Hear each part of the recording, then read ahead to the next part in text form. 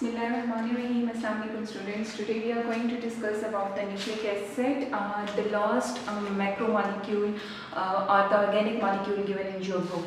So beta nucleic acid are the molecules which store information for the cell growth and reproduction.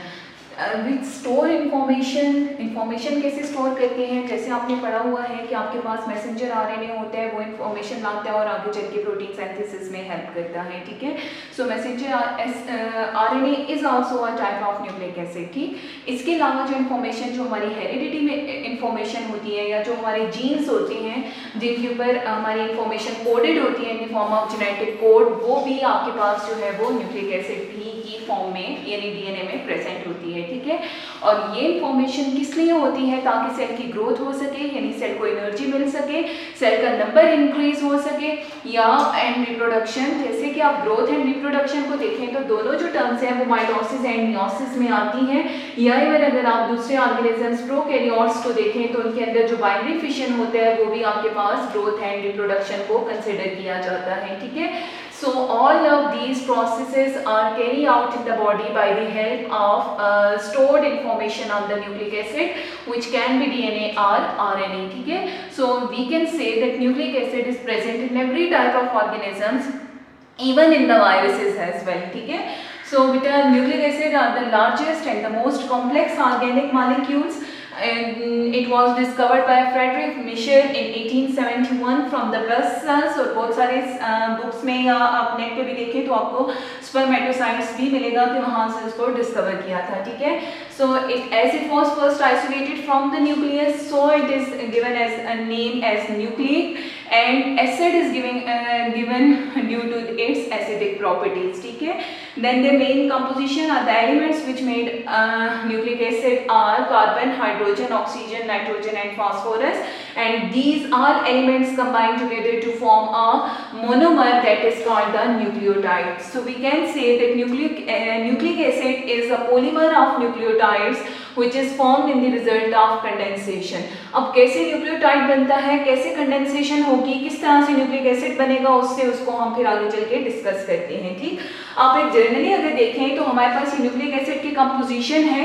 सो बेटा nucleic acid is made up of nucleotides. ठीक है, सो nucleotides हम ये कह सकते हैं कि this is a polymer molecule and it is made up of monomers.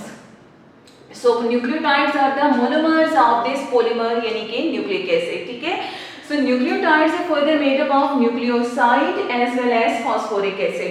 ये बहुत important MCQ भी है कि what is nucleoside and what is the difference between nucleoside and nucleotide. ठीक है, so nucleoside is a combination of sugar and nitrogenous base, while nucleotide is the combination of nucleoside and phosphoric acid. ठीक है, कि जब nucleoside के साथ phosphoric acid add होगा तो आप उसको न्यूक्लियोटाइड बोलेंगे, लेकिन अगर आपसे खाली न्यूक्लियोसाइड को पूछा जाए तो उसमें सिर्फ शुगर और नाइट्रोजनस बेस होती है. अब कौन सी चीज कहाँ पे अटैच होती है वो हम चल के डिस्कस करते हैं. देन बेटा nucleoside which is made up of sugar and nitrogenous base. So sugar can be the ribose sugar as in case of RNA, and if it is ribose then C5H10O5 will be its formula, and it can be the deoxyribose as in case of DNA. ठीक है, and if it is deoxyribose then C5H10O4 will be the chemical formula. क्योंकि इसमें अगर deoxy है तो it means कि इसमें oxygen 5 पूरे हैं जबकि यहाँ पे एक ऑक्सीजन डेफिशिएंट होता है. ठीक है, अच्छा, अब अगर मैं इसका स्ट्रक्चर ड्रॉ करूं कि ये चाहे क्या ये राइबोज है या डीऑक्सीराइबोज है, तो स्ट्रक्चर आपके पास किस तरह से होगा. 5 कार्बन शुगर है, ये CH2OH HOH, फिर H है, OH है एंड H एंड OH. ठीक है, सो ये आपके पास स्ट्रक्चर हो गया राइबोज शुगर का, जिसमें C5H10O5 बनते हैं. ठीक, लेकिन अगर आपसे पूछा जाए व्हाट इज डीऑक्सीराइबोज तो आपने याद रखना है कि when the ribose lost is oxygen from the second carbon. ठीक है, यानी अगर सेकंड कार्बन के ऊपर ये ऑक्सीजन प्रेजेंट ना हो, ये लॉस हो जाए. ठीक, सो इसको आप बोलेंगे यानी C5H10O4, तो ये आपके पास स्ट्रक्चर बन जाएगा डीऑक्सीराइबोज का. ठीक है, so ribose have the OH at the second carbon of sugar, while the pentose sugar, while the deoxyribose have less oxygen, or oxygen is minus from the second carbon of pentose in deoxyribose sugar. ठीक है, सो याद रखिएगा कि अगर ribose है तो उसमें पांचों ऑक्सीजन प्रेजेंट होंगे, लेकिन अगर डीऑक्सीराइबोज है तो सेकंड कार्बन के ऊपर से ऑक्सीजन कम होगा. समटाइम डाईडीऑक्सीराइबोज भी होते हैं, तो अगर डाईडीऑक्सी हो तो फिर थर्ड कार्बन पे भी ऑक्सीजन नहीं होगा. ठीक है, सो बेटा अभी आपको डाईडीऑक्सी की जरूरत नहीं है, लेकिन ये जो दो शुगर्स हैं इनको याद रखिएगा. ऑक्सीजन अगर सेकंड कार्बन पे प्रेजेंट है तो it means it is a ribose sugar, and if it is missing on the second carbon then it is deoxyribose sugar. ठीक है, देन हमारे पास आती है nitrogenous bases. So nitrogenous bases can be the purines and it can be the pyrimidines. ठीक है, purines guanine and adenine होते हैं, और आपने याद रखना है कि these are double ring structure. जब डबल रिंग स्ट्रक्चर है तो इट मींस इनका मॉलिक्यूलर वेट भी ज्यादा होगा और इनको ज्यादा मेल्टिंग पॉइंट भी चाहिए होगा. ठीक है, while pyrimidines are single ring structure. लेकिन अगर आप इनको बोल रहे हैं सिंगल रिंग तो इनका मॉलिक्यूलर वेट भी कम होगा, एंड अलोंग विद दैट इनका मेल्टिंग और बॉइलिंग पॉइंट भी कम होगा. ठीक है, so these are the structures of nitrogenous basis.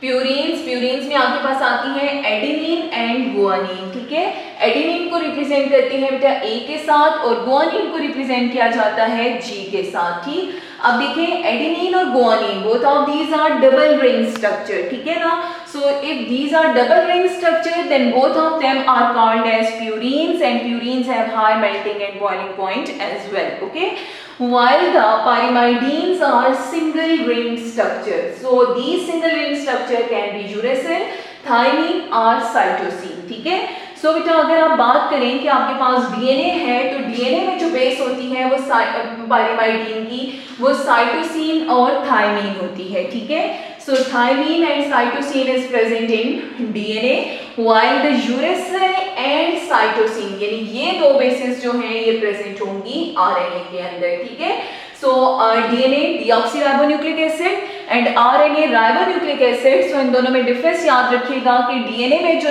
पायरिमाइडीन्स होती हैं वो थायमीन साइटोसिन होती हैं, while the RNA have uracil and cytosine, but purines are same in both DNA and RNA. ठीक है, यानी एडेनिन भी होगा और उसके साथ साथ जो है वो गुआनिन भी प्रेजेंट होगा. ठीक, सो ये देखें आप कि इनका सिंगल रिंग स्ट्रक्चर है और हर एक मॉलिक्यूल जो है उसके रिंग के अंदर नाइट्रोजन प्रेजेंट है.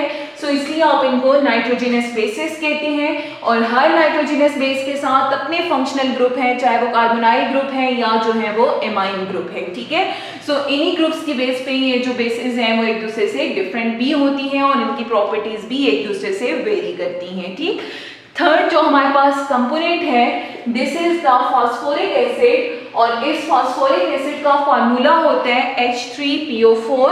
सो ये आप देख सकते हैं कि this is the phosphoric acid H3PO4.